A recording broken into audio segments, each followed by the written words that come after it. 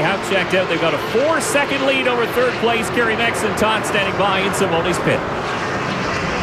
Julio Montanari, the crew chief for Anthony Simone. You've managed to gain the one spot and trying to keep JR in sight for the end of this one? Yes, we are. We've got a great car. Anthony's doing a great job. We're just hoping that maybe he makes a little mistake and we can capitalize on that. They've had a very strong car this weekend, guys. A little struggle during the Friday practice when they had a tire go down, but they are looking good now, and their luck appears to be turning for the better. Absolutely, Todd. Anthony Simone so far the only one who can challenge this man, the 84 of J.R. Fitzpatrick, but here's a good battle that's been going on all race long, and it's a battle for fourth position between the 69 of Trevor Siebert and the 22 of Scott Steckley. Steckley has never won on a road course, and he's looking for his first to be here in Edmonton. Well, he's chasing a pretty strong guy in the road courses than Trevor Siebert, that's for sure.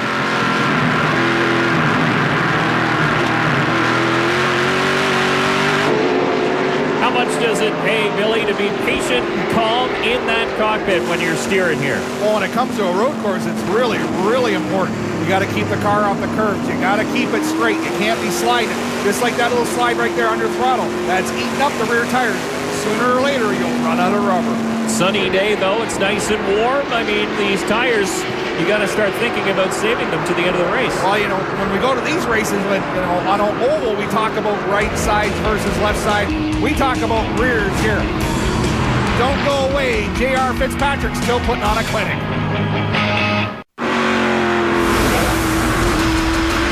Jason Hathaway's number 3 Snap-on Tools Rockstar Dodge sits in 9th position as he navigates this airport runway circuit here in Edmonton. Just a beautiful day for the Canadian Tire 100. Well, 17 laps to go. Tire management, fuel management. Who's going to win the race here? And it's the guy that keeps the thing straight and brakes easy and keeps the car underneath him all day long.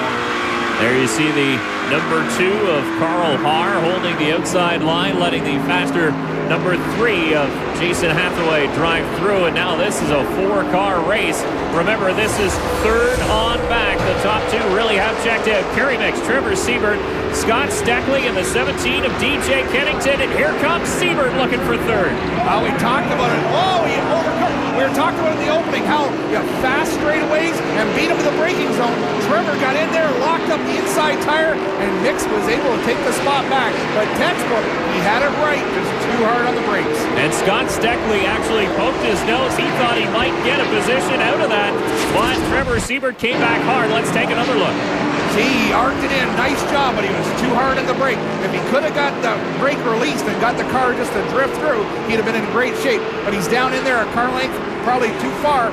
And Kerry Mix was smart enough to do the crossover, and the 22 almost got in there as well. Great patience, I gotta say, from the 02 of Kerry Mix. He came across, and he had to wait for the 69 to get clear on those brakes as he slid through, and then Mix completed the crossover, but he could have gotten into him. Well, Kerry Mix, one of the most aggressive drivers in the series for sure, but he's also very smart and knows how to turn the wheel in the stock car, and he was waiting on him and got it done.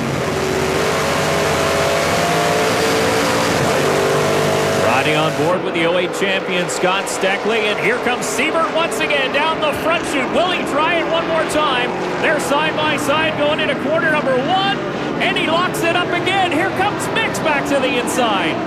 He was able to cover the spot. Good job that time. Kerry Mix was ready again, but the 69 Siebert was able to close the deal. As we hit the home hardware halfway update, no caution so far here in Edmonton. The leader, of course, continues to be the 84 of J.R. Fitzpatrick. 17 cars still on the lead lap here in the Canadian Tire 100.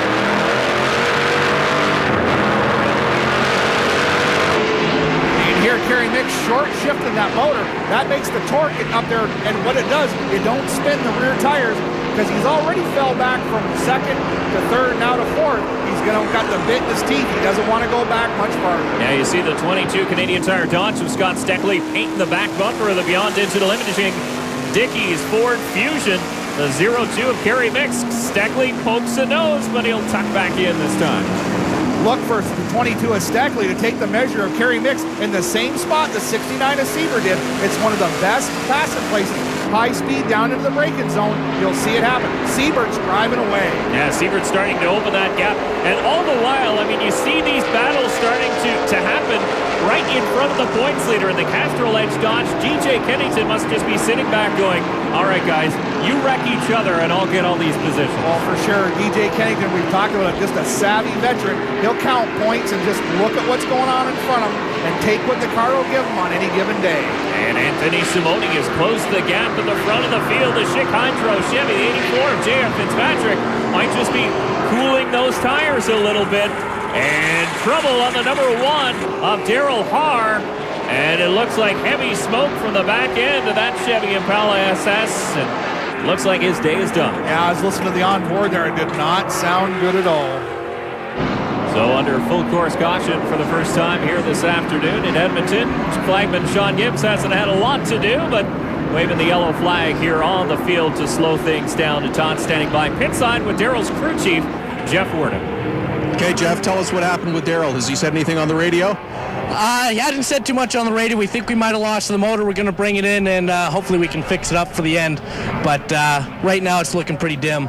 Frustrating for Daryl Harr. He was having a good run, had really climbed up a number of spots since the start of this race, fellas, but his day might be done. Now we get another chance to take a listen.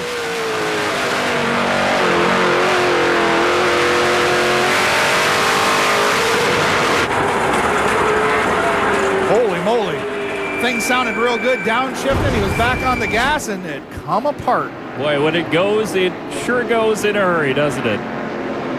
So an unfortunate end to this one for Daryl Harr with a brand new sponsor on board, BARP and Can-Am, along with Sea-Doo and Ski-Doo, trying to give them a good showing here in the Canadian Tire 100 and the Edmonton City Center Airport, our first of the Western Series races here in the NASCAR Canadian Tire Series. And J.R. Fitzpatrick still in the front of the field, now under caution.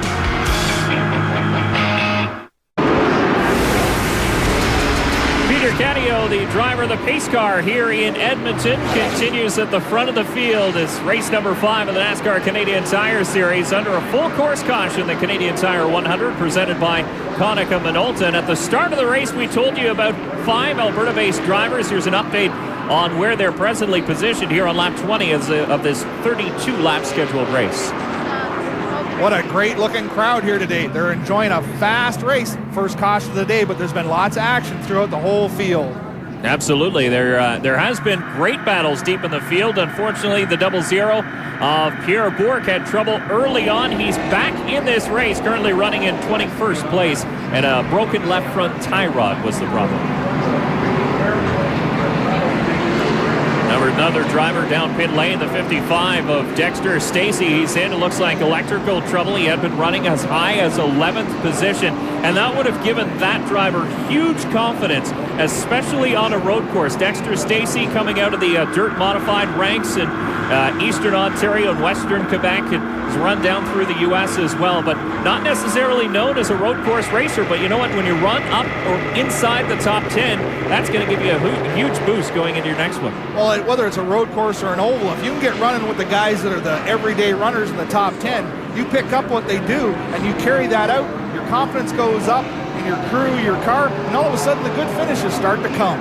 Should mention, too, the number 9 of Mark Tilley will get the VTEC Free Pass Award this time around.